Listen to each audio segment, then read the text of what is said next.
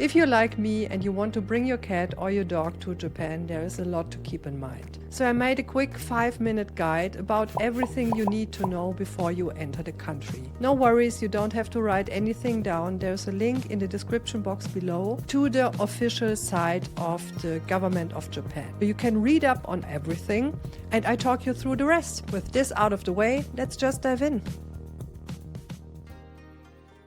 There are a handful of countries that have it a little easier than the rest of us. If you are a resident of these countries, you can lay back because these rules don't apply to you. Quick addition: if you are a resident of one of these lucky countries, all you have to worry about is microchips and paperwork. And an inspection by your vet.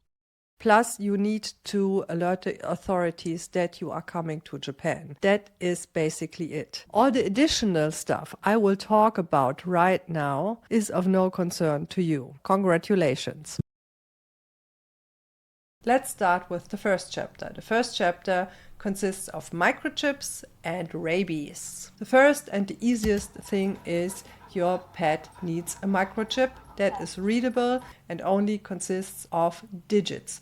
The second and most important point, rabies. All the rules that follow are basically there to make sure your cat or your dog doesn't have rabies. The first step for this is your pet needs to have 2 rabies vaccinations, and these have to have been done within 30 days. In addition to the rabies vaccinations, you have to do an antibody test. So you have to provide a blood sample of your cat or your dog to a specific laboratory. Again, the link is in the description box below, where they do an antibody test to make sure the rabies vaccination is effective. This result of the antibody test is valid for 2 years. So this is good. This is a really long time, but you have to have this result. In addition, there needs to be a 180 days waiting period before you enter the country of Japan. So Japan really makes sure your cat or your dog is vaccinated and doesn't have rabies. To sum it up,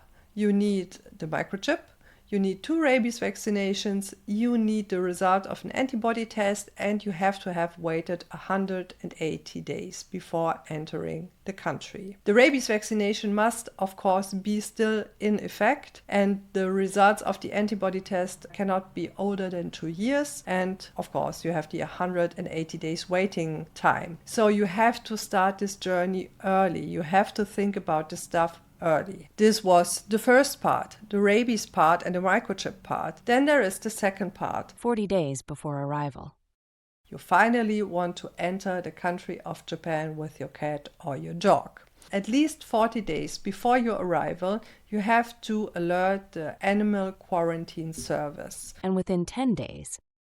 Within 10 days before your arrival in Japan, your cat or your dog needs to be inspected, clinical inspected for leptospirosis and rabies. Everything you have done so far. So in chapter 1, the rabies vaccination, the microchip stuff, the antibody stuff, the waiting period, and the stuff in chapter 2, the clinical inspection, and so on. All the information you have gathered have to be noted down in a specific form, and this form is filled out by your vet and then confirmed by a government-issued vet as well. So the government of Japan has a specific form when you arrive in which everything is noted down, and a government-issued vet has confirmed that all of this stuff happened. When you have this certificate, you can finally go to the airport, enter the plane, and go to Japan. If your cat or your dog needs to be in the cargo hold because it's so big, there are additional forms, of course, with the airlines. When you have your certificate, when you have dealt with your airline, and you finally arrive in Japan at the airport, they will look at all of this paperwork and inspect your cat or your dog. This inspection can take up to 12 hours and is also called quarantine. If you have done everything so far and your cat and your dog is fine, you can then enter the country of Japan.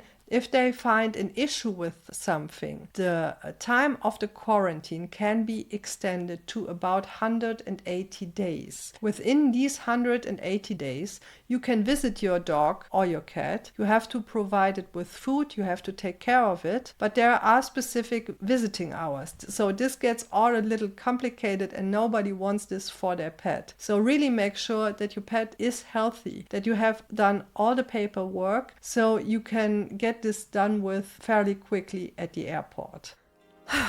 This is it for the little deep dive. I hope you found this video useful. If you have experiences about bringing your pet into another country, I would love to hear from you. I will keep you updated about my journey of moving to Japan with my dog and of course my partner. And if you're interested in the whole shebang, there are long form videos on my channel. But for right now, I thank you so much for watching and I'll see you next time. Bye.